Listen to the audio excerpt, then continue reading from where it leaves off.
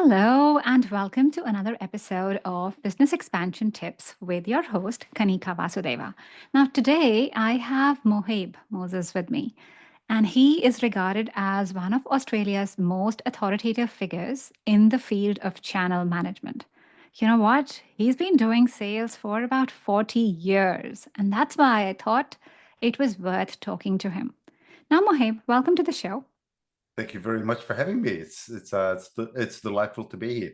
In fact, the correct number is 42, and I've never said that number. You don't talk about how long you've been in the industry, but for any of your listeners who have read the book Hitchhiker's Guide to the Galaxy, you'll know 42 is the answer to life, the universe, and everything. So anyway, thank you for having me on the show, and I'm delighted to be here. Oh my goodness, but 42 years in sales. And when I mention sales, because I teach sales too, people go like, oh, but I don't want to sound icky. It is very pushy. And you've done 42 years of that. And you and I have had conversations, and you're a very likable person. I don't want to run away from you. So, what is the All right, thank secret? you. Thank you. How do you make sales enjoyable? What's your definition of selling? And what do you think about sales personally? Okay. So firstly, here's the scary thing. We are all in sales. You don't need the word sales in your title. We are all in sales. If you have to convince your boss to give you a raise, you're selling. If you have to convince someone to invest in your business, you're selling. If you're convincing a business partner to take a certain path, you're selling. Anytime you're convincing someone, you're selling an idea. We are all in sales. I don't have children, but if you have children, I guarantee you are in sales. You have to sell them all the time. All the time. So we are all in sales. The funny thing is, I did not want to be in sales. In fact, I studied computing science degree and came out and in my interview, I actually said to the person interviewing me, I do not want to be in sales. I'm a technical person. And so the role that I had was I accompanied salespeople because I knew my product really well and I could explain it really well. But I would go out with the salespeople and they would sell. And then one day a sales manager said, I want you to go out on your own. And I said, no, I'm not a salesperson. That's not what I do. And he said, no, that's exactly why I want you to go out on your own. And he said, and it's a really valuable line, and it stuck with me. He said, when customers see you, they don't see a fin cutting through the water, meaning they don't see you as a shark. And it changed my perception of selling.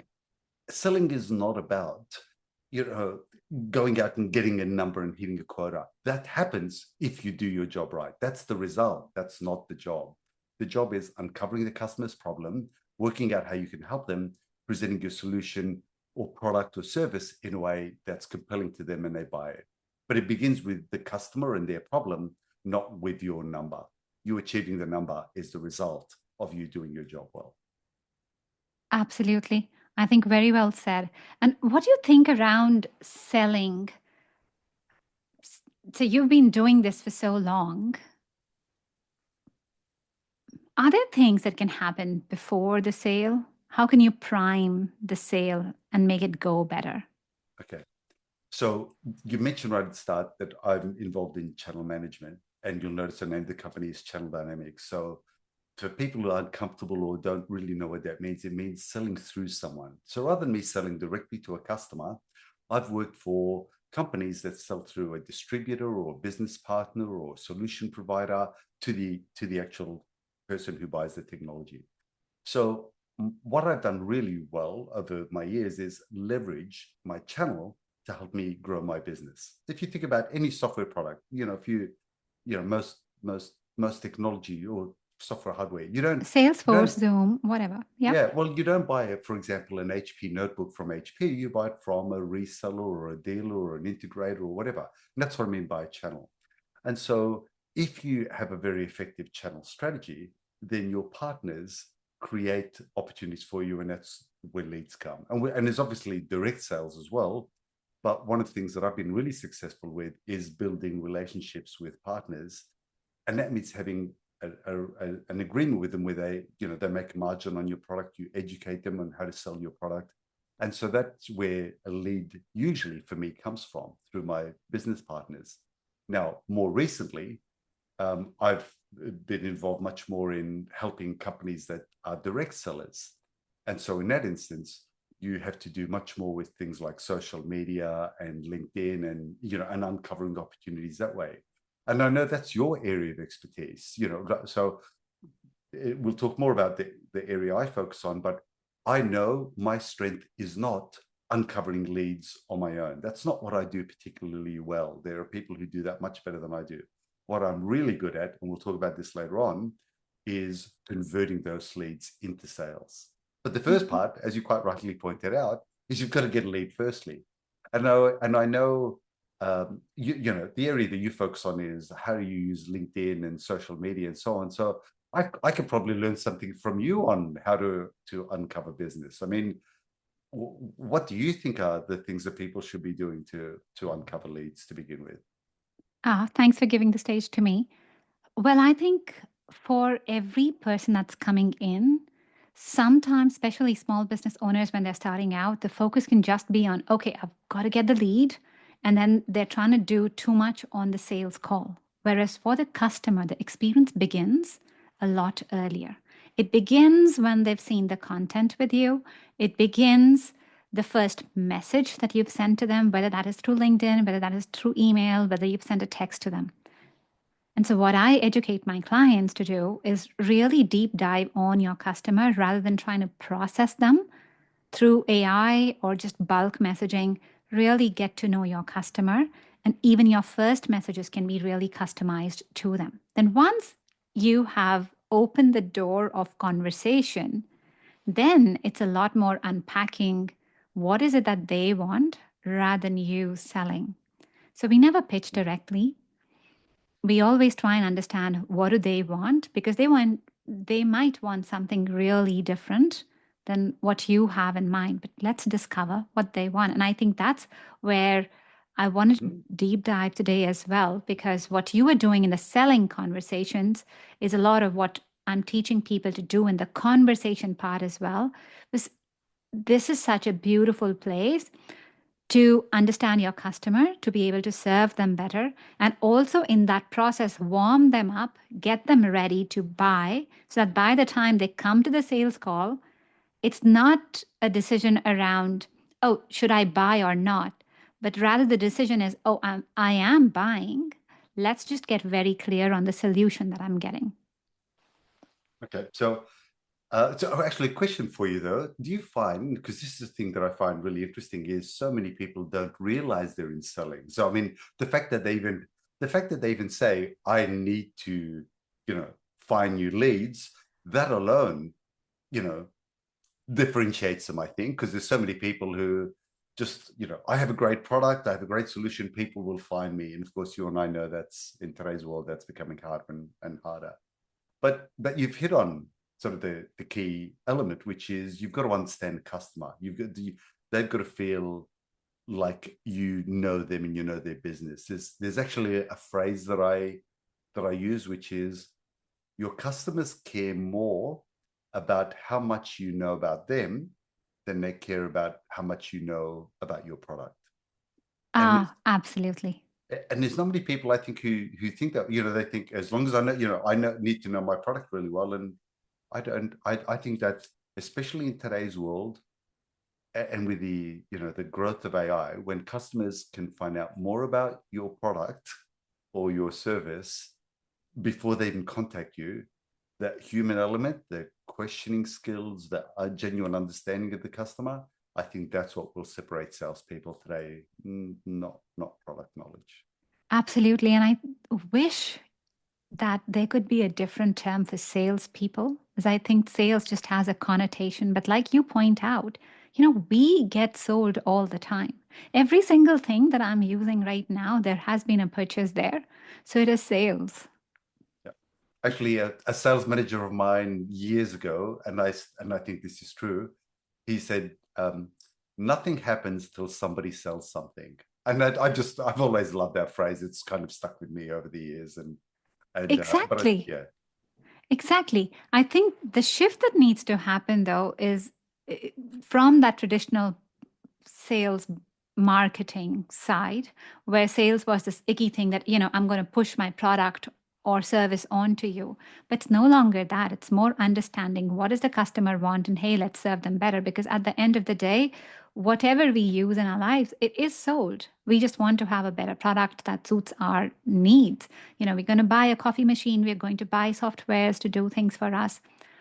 We need all of that anyway. Yeah.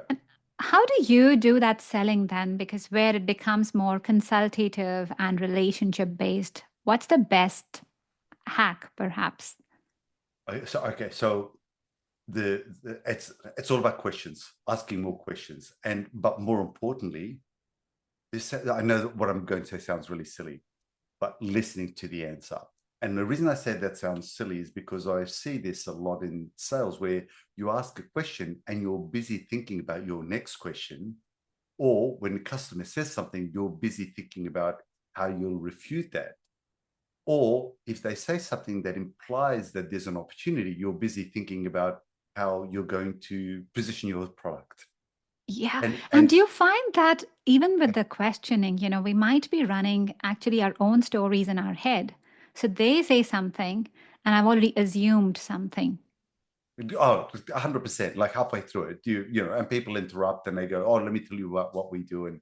And so there's an exercise that it's in my classes that I do, and I said, let me pretend draw a line down the middle of the room, and on this side of the room, pretend I'm somebody who's going to help you in some way. So, for example, let's say your car is acting up, not one of the new ones that where everything's electronic, but let's pretend it's slightly older one where you can actually fix it yourself.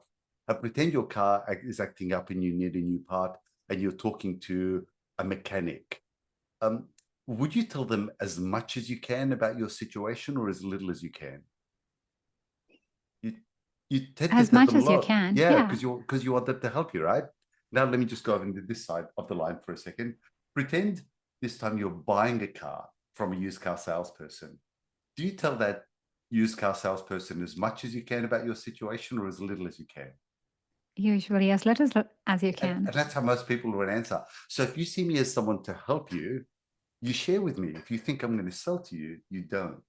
And so the goal is to stay here as long as you can. The mistake I think a lot of people make is someone says, I've got a problem. And they go, oh, let me show you how my product or service can fix that.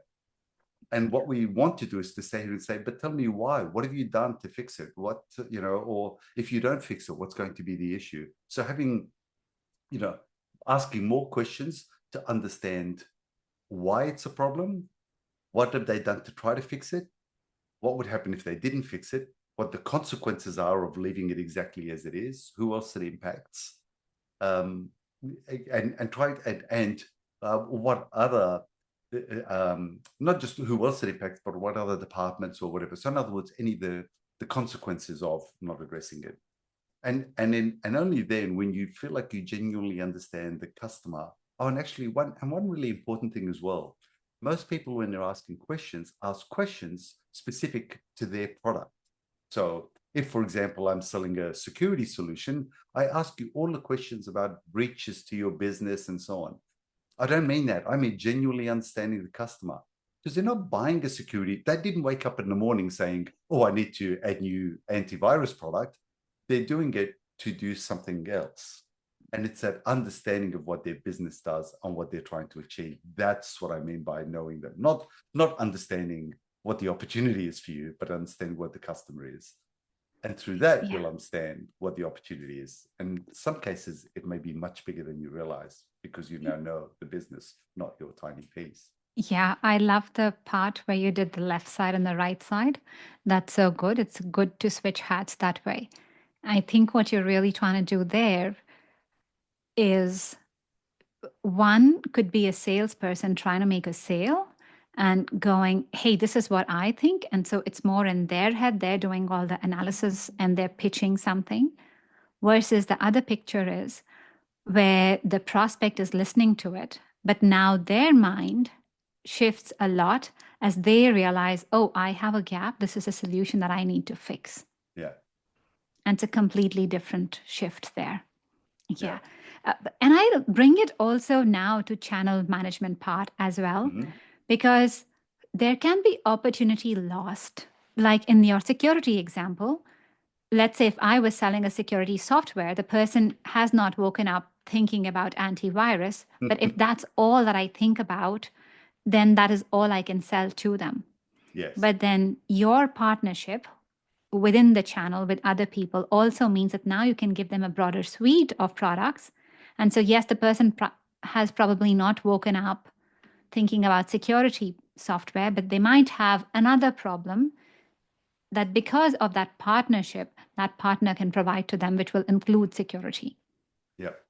And actually, and I don't know how many of your listeners do sell through partnerships or a channel of some sort.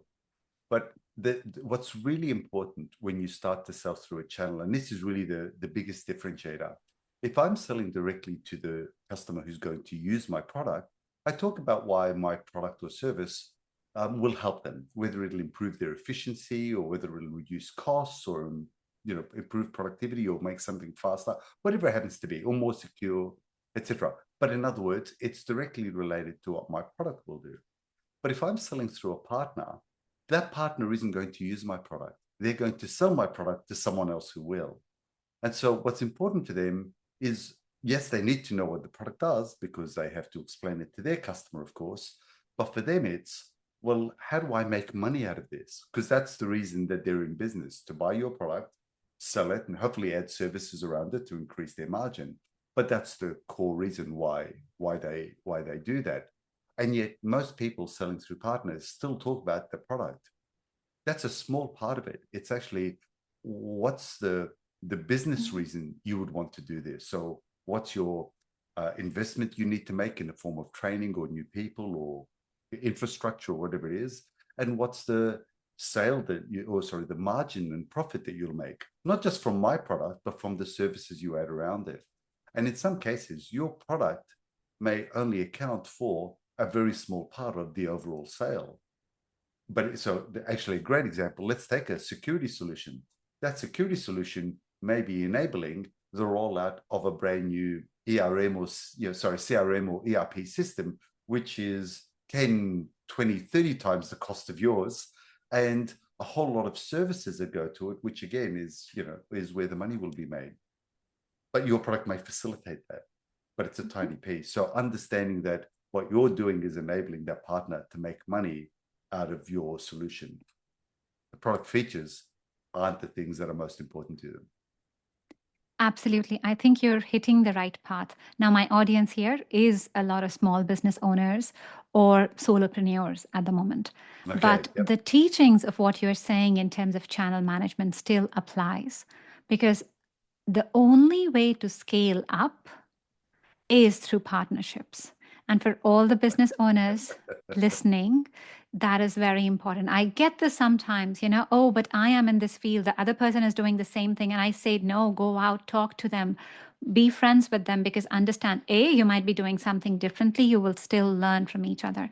I can't tell you the amount of knowledge and help that I've had from other business owners. And when you start collaborating and start thinking about your business in that sense, in terms of partnerships, you offer a better service to your customer.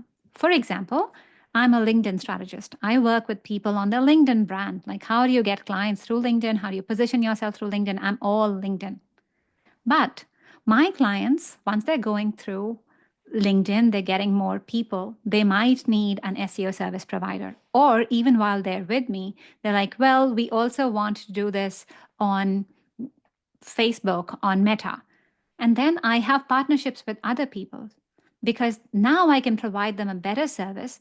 My customers are better off because they only have to come to one person, but she's also connected with other people. It's a win win for everybody. Yeah. And so, okay, so see how the way you're talking, you've got a genuine understanding of not just what you do and what they need, but also what other aspects around it are important. I talked earlier about questioning skills, and so you I want to highlight something else that I think is often misunderstood with questioning. So most people obviously understand questioning as a way to learn more about their customer. It's what you do to understand your customer. What I think some people either underestimate or misunderstand is the importance of questioning to demonstrate your expertise.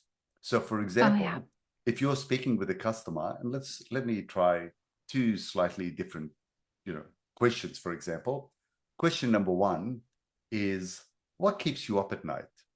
Okay, very broad, very open, etc. But now let me ask a different question. I'm going to pretend to be you for just a second. For example, if I said something, and I'm just using what you just said a minute ago, if I said something like, okay, I can see that you're doing some work on LinkedIn, but that's very much a business value proposition.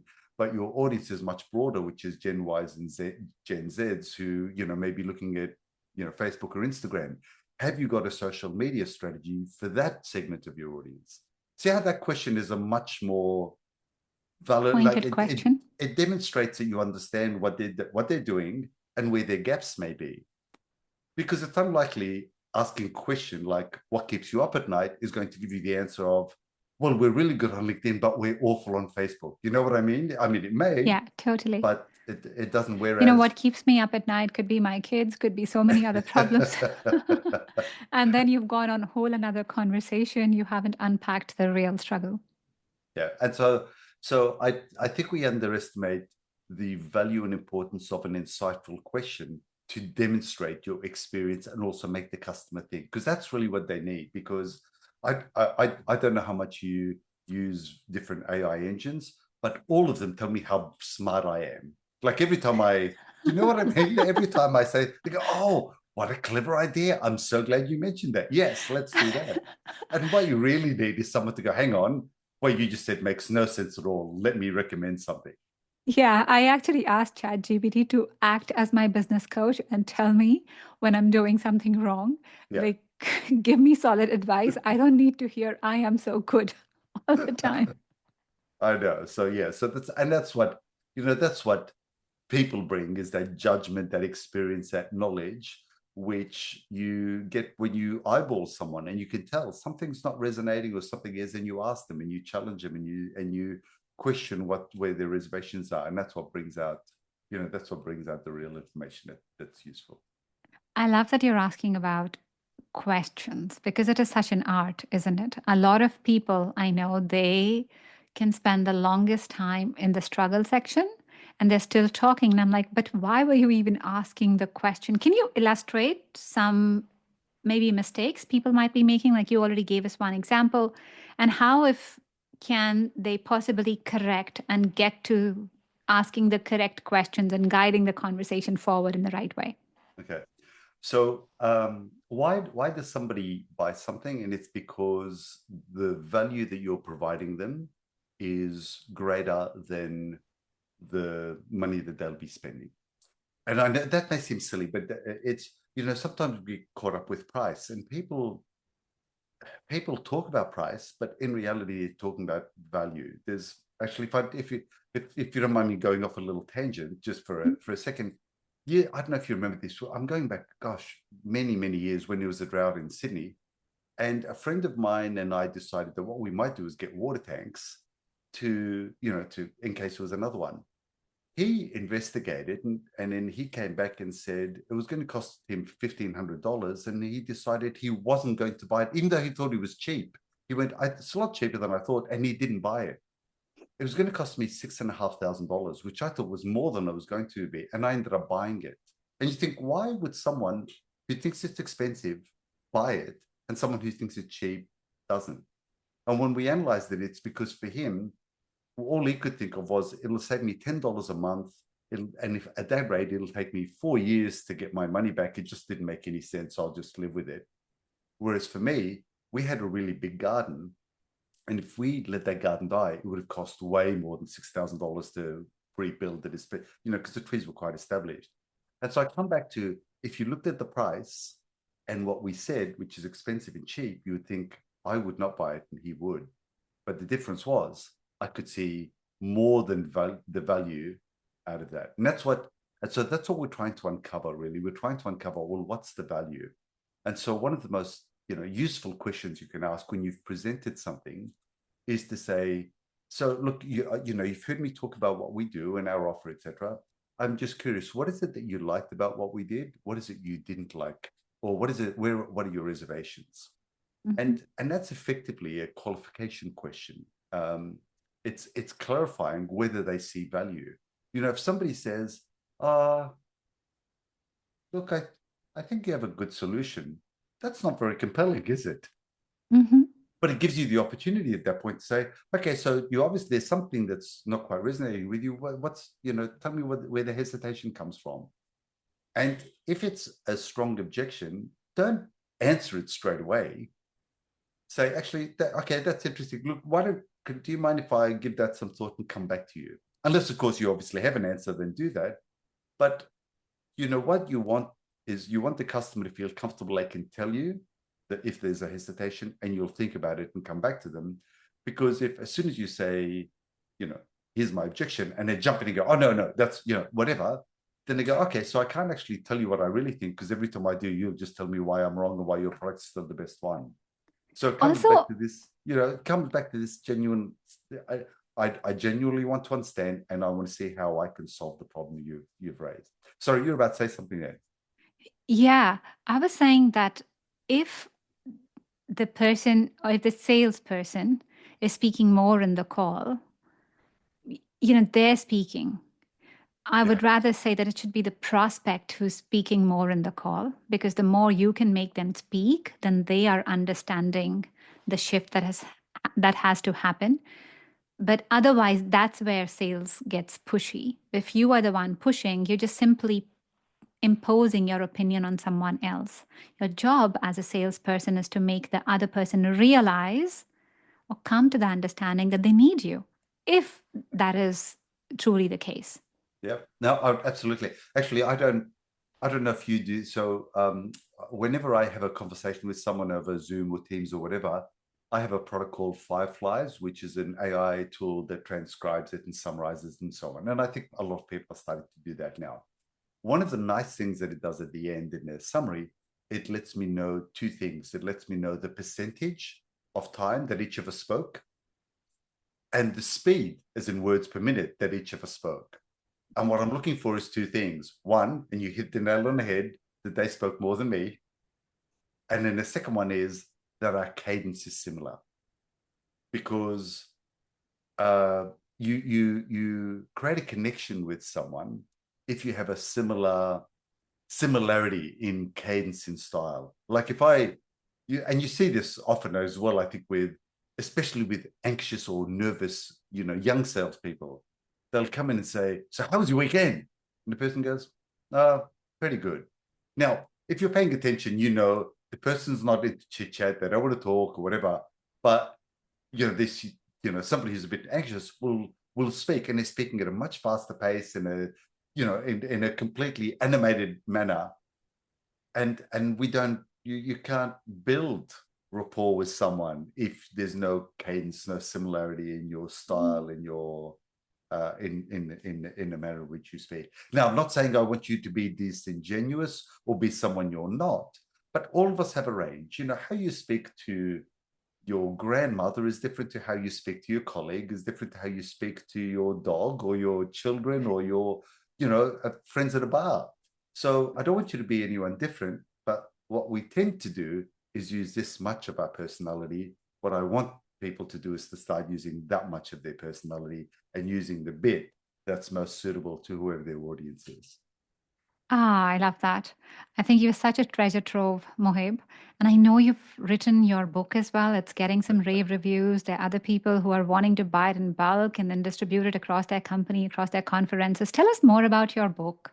Oh, well, thank you for raising it. And not surprising, because I happen to have one with me right here. So that's what it looks like. It's called Everything I Know About Selling I Learned from a Tennis Racket. And it's 42. There's that number again, 42. So it's 42 short stories of things that happened in my life where I encountered, just day-to-day situations, whether it was a Danish bookshelf that I didn't want, or a duck in a can that I cooked for some friends, or a tennis racket that I didn't end up buying, or a medieval radio station, just weird sort of, stories. And it's what I observed about human behavior and why someone bought or didn't buy, and what the lesson was, and then advice on what to do. So, in fact, a lot of the examples that I've used so far have effectively come from that book, and well, not come from the book, but they are chapters in the book of something that came about. You know how, and there's a few chapters, and I think this might be useful if anyone's interested. There's a few chapters that are really practical. So, for example, for me, one of my most powerful chapters, I think, is how you structure a sales proposal. And this is what I find that a lot of people do, especially someone who's, not come from a strong sales background and believes they have a great product. When they write a proposal, the opening bit is, let me tell you about my company and our history and so on. And it's the exact opposite of what makes a strong proposal. Your proposal And should nobody begin with, cares. pardon, sorry. Nobody cares. They care like, how are you going to solve my problem? I You are agree that great. It's awesome. But right now it's about me. I'm buying. yeah, exactly. You 100%. That stuff about the supplier that goes in the appendix. Maybe the short paragraph or whatever to establish credibility. But all the hit where the fact that you came set up in Denmark, or the fact that you're 100-year-old company, whatever it is, all that stuff can go in the back pages. At the beginning, it's all about them. And so I've mentioned that because there's 6 chapters where I've actually provided a QR code in the book where you scan it and you can download the framework that I use. And that one in particular, that sales proposal one, is for me one of the most powerful chapters for someone who is getting a lot of proposals out but not converting them. So remember I said that's my strength. So my conversion rate when I send out proposals, my conversion rate is 82%. And it's because I follow a very disciplined approach to the questions I ask, and I include that in there as well, and how I put forward a proposal, and more importantly, how I present the proposal. So those 3 chapters in particular are really specific about how do you convert an opportunity or a lead into actual business. Okay, that's awesome. And so, listeners, if you're listening to this, you want to have more sales calls converted, definitely go and check out his book and get the whole framework. But very quickly, while I have you, Mohib, because you're so good with stories as well, and you've read so many rooms, how do you know when something's going right, when something's going terribly wrong? Can you make out from the room, like, oh, this is not hitting the mark, I need to switch up something here? You can, but now, sorry, and I'm hated to be an ad for myself. I was going to say, for when you made the comment that says if you're interested, check out the book. It's available on Amazon. So just type in Mohib Moses. There's only one of me, and that's how you'll find it. But coming back to your question, so your question was, how do you read a room? The thing is, I think most people can read a room. They can tell when something's going wrong. The issue is not reading the room. The issue is how do you respond to it? And this sounds strange, but stop and ask the question. Actually say it. Just go, folks, I can tell whatever I'm saying, I can tell it's not quite resonating. I don't want to bore you by just continuing with where I'm going. Tell me what you're feeling. Tell me what you're thinking. Tell me where the hesitation are. So actually asking the question. And and I imagine some of your listeners will be presenting using PowerPoint or some kind of slideshow or whatever. What's really important is understanding that slide presentation is not the presentation. You are the presentation. The slide deck supports you. And so if, for example, the conversation starts becoming quite engaging, where they're asking you questions and so on, I've actually seen people do this. I've seen them going, oh, let's come back to that. Let me finish my slide deck. Now, if what you're about to cover answers that question, great. Continue with your slide deck. But if it's going to go off on something else, then don't. Stop. You've got exactly what you set out to do, which is engagement with the customer and genuine interest. Don't ruin it by saying, let me get back to my slide deck. A really useful thing you can do with PowerPoint, not many people even know you can do this. If you're in slide mode, let's say presentation mode, just tap the letter B on your keyboard. It'll make your screen go black. Okay, so pretend you've got a presentation behind you and someone's asking you questions. Go, actually, let me just get rid of this for a second. Press the letter B. There's nothing else behind you. There's nowhere else to look, and they'll talk to you. And you have the conversation, you answer their questions. And if it all looks like it's progressing really well, don't even start your slide deck again. You've achieved what you set out to do. But if there's some things that are more important, you go, okay, well, look, now that we've addressed that, let's get back to the slide deck. Press the letter B again. It's B for black, by the way, in case you're wondering. If you black's your screen out, press it again, and you continue with your slide deck. But don't ever let the presentation take precedence over your presentation, which is you speaking. So it's not the reading the room that's the issue. It's the how you respond. And again, by the way, that B key can be really useful. If you're in a presentation and you know it's not going well, black out your screen, go, hey, look, let's get rid of this because I can tell it's not quite working. I'm just curious. Tell me, what are you thinking? What, etc. And tackle it head on. Oh, I love that. I love the tip around B. I didn't know it, so I'm going to use it. But also, more importantly, that just stop it. I think what you're really saying is keep the customer in mind. That's what I teach my clients as well. Keep the customer in mind. It's about the customer, it's not about you. So, whatever package you have, whatever you want to sell, whether that's a presentation, whether you are really wanting to get that sale, then put that aside. What matters right now is your moment with the customer, your connection with the customer, because that connection and conversation is going to get you the business. Yeah. Nothing else will. Yeah. Okay, you've been so wonderful to have, but unfortunately our time's running up. But where can people find you? What's the best way to connect and reach out? Okay, so two things. So I mentioned so to connect to me, the easiest thing to do is I'm on LinkedIn, and I'm easy to find. In fact, if you just type in LinkedIn/in/Mohib, you'll find me, or you just do a search for Mohib Moses. There's only one of us. There's no other Mohib Moses around them. Yeah, and so please feel free to connect to me, and I'm happy to answer any questions or anything like that if there's anything that's of interest. And of course, as I said, if you're interested in the book, it's available on Amazon. And I will leave you with one final tip before we go, and that is, if you're ever putting forward a proposal and you win it, ask why. I know that sounds weird, but most people are really comfortable asking when they've lost business. Very few people ask why they won it. But when your customer answers that question, they will tell you more about what they saw as value in you than any other question you could have asked. So that's my final tip. When you win, ask why you won. It'll let you know what your differentiator is. That's an amazing tip. And it brings us back to the customer. It also highlights another subtle point. When we are doing the sales call or whatever touch points we have with our customer, each of them is giving us information about the customer. So rather than thinking, oh, I'm going to sell something, think of it more as a discovery consultation, because the more you understand them, the more you understand that why, the more you're able to serve them better and have happier customers. Yeah. So thank you so much, Mohib, for being on the show today. It was an absolute pleasure. And for listeners, I hope you got so much out of it because I definitely learned so much. And I hope you feel inspired about sales, about looking at sales differently, because it's just a conversation where you're understanding the other person.